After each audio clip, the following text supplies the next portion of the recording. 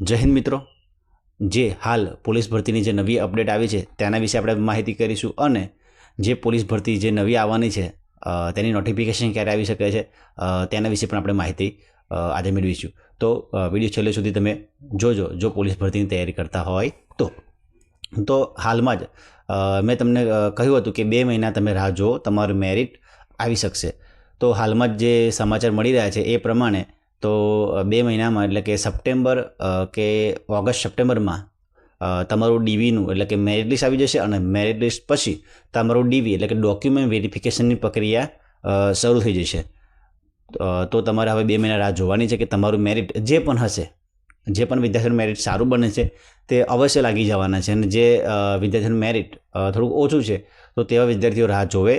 એકાદ મહિનો છે, ધારો કે હાલ જુલાઈ ચાલે છે, પછી ઓગસ્ટ એટલે ઓગસ્ટની એન્ડિંગમાં તમારું મેરિટ લગભગ સંપૂર્ણ આવી જશે અને સપ્ટેમ્બર કે ઓક્ટોબરમાં તમારું ડીવી પૂરું થઈ જશે.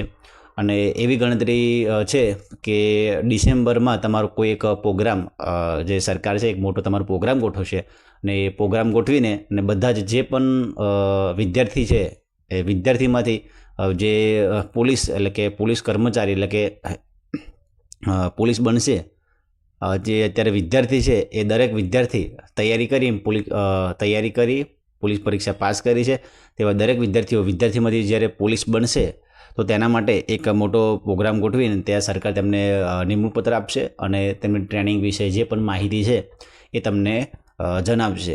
તો ટ્રેનિંગ વિશે કેવી માહિતી છે એ હું તમને આગળના વિડીયોમાં જણાવીશ.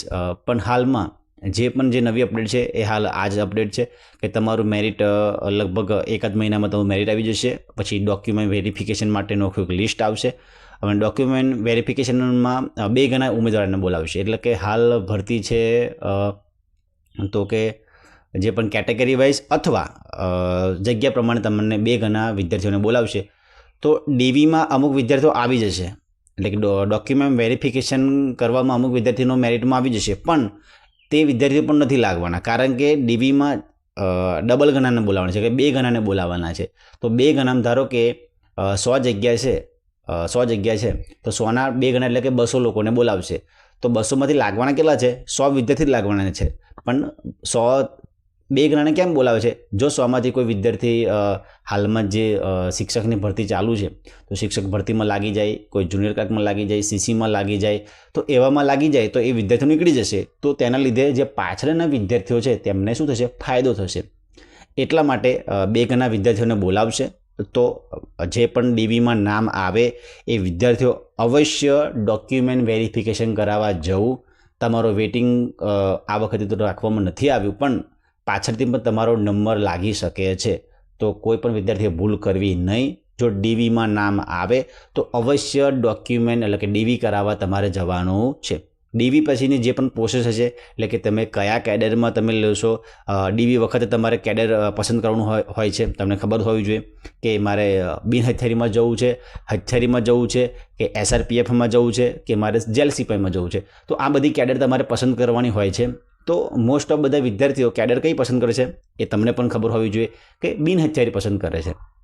તો તમને જે પણ કેડર અનુકૂળ હોય એ પ્રમાણે તમે કેડર તમે પસંદ કરી શકો છો. અને જે વિદ્યાર્થીઓને જે પણ પસંદની કેડર નથી મળતી તો તેવા વિદ્યાર્થીઓ બીજી વાર તૈયારી કરતા હોય છે. એ હું જાણું છું, મારા ફ્રેન્ડ પણ અમુક તૈયારી કરતા હોય છે.